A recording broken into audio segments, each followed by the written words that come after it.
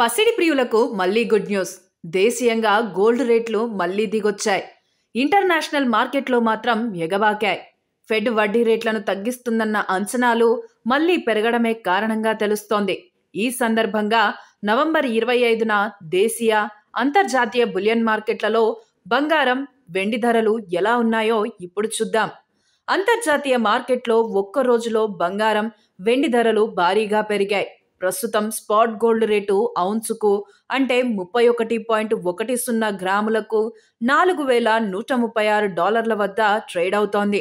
నిన్నటితో చూస్తే దాదాపు $50 పైగా పెరిగింది. అటు సిల్వర్ రేటు $51.42 వద్ద ఉంది. ఇదే సమయంలో డాలర్తో పోలిస్తే రూపాయి మారకం విలువ $89.17 వద్ద ఉంది. ఇటు దేశీయంగా హైదరాబాద్లో ప్రస్తుతం 22 క్యారెట్ల గోల్డ్ 650 తగ్గడంతో తులం 1,14,690గా ఉంది. దీనికి ముందు 1700 పెరిగింది.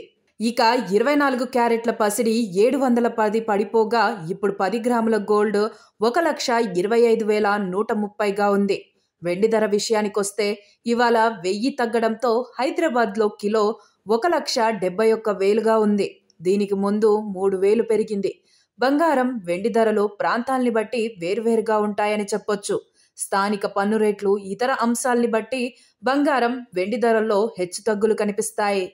సాక్షి టీవీ ప్రసారాలను నిలిపివేయటం చట్టరీత్యా నేరం.